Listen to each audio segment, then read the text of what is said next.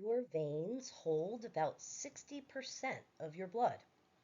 The largest veins, sometimes, well, I mean, when I took A&P, we called them capacitance vessels because they act as reservoirs. They have capacity. So I want to say if you nick your femoral artery, but like there's no such thing as like nicking it. Like if you damage it and blood gushes out, your veins react by mobilizing their reservoir. The systemic veins constrict as much as possible in response to that loss in blood volume. And this abnormal constriction pushes blood back to the heart, which then redistributes it into the arteries.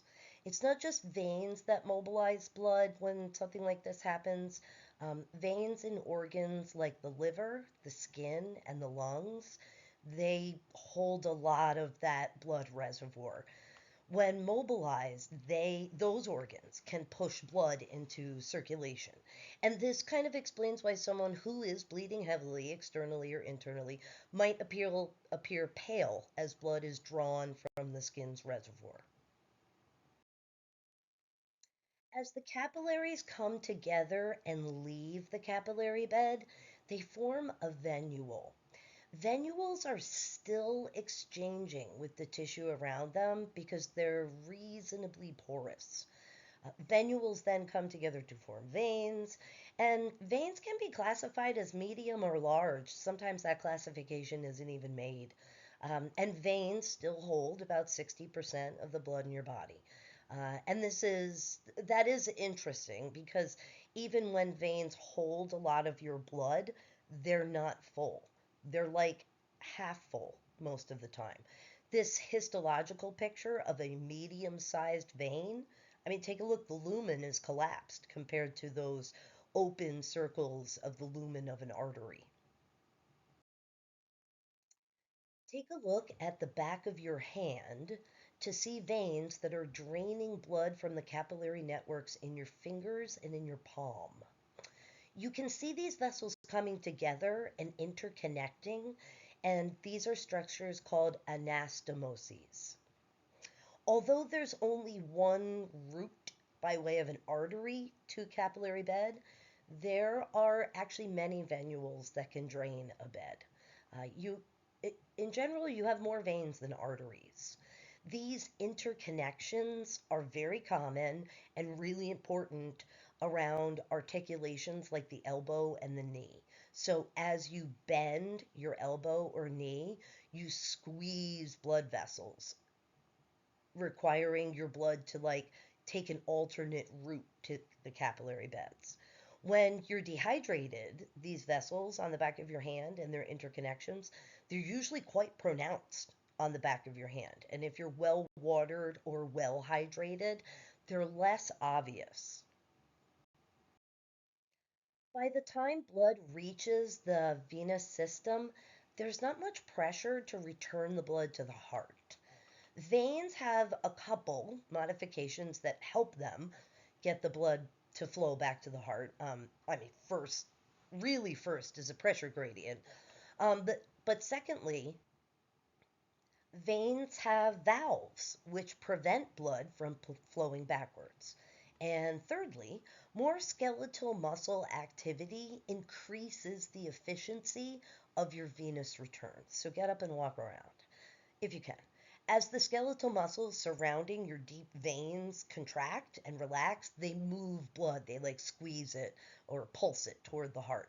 And this is what's called the muscular pump.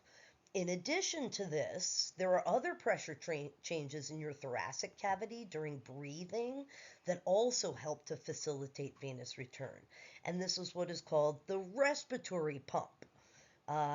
Of the two, the skeletal muscle pump is more important. And then, as we will find out, there is always the option of fluids in your capillary beds to take the alternate route instead of a venule, but to enter into lymphatic drainage.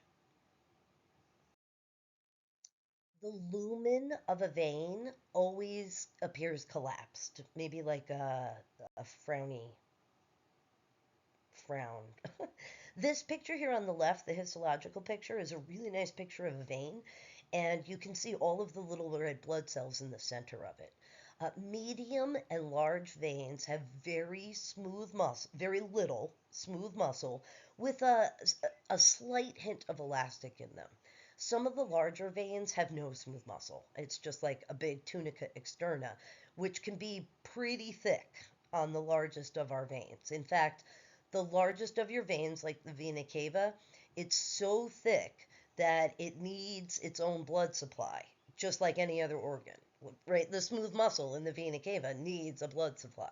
And so there are these little blood vessels that vascularize these large veins, and those little vessels are called the vasovassorum, which I'm sorry, this just makes me laugh. It's it's the vessels of the vessels. Veins have valves, which are infoldings of the tunica interna or intima. They just look like these little flaps. They prevent backflow, much like the valves in the heart. Blood returning to the heart in the large veins of your legs, that blood needs to have these valves to prevent your blood from backflowing with gravity. If you spend a lifetime on your feet, such as, oh, I don't know, maybe teaching or nursing, these valves can blow out. Retail, too. Sorry, retail. Or waitressing, serving. All right. So if your valves blow out, that means that they don't fully close anymore, and it allows blood to pool in your lower extremities. This causes varicose veins, which then can lead to blood clots, like this picture on the right here. So, what's the solution to this? Well, the solution is to wear compression socks now. Don't wait until after 20 years working on your feet to start wearing them. Wear them now. Seriously.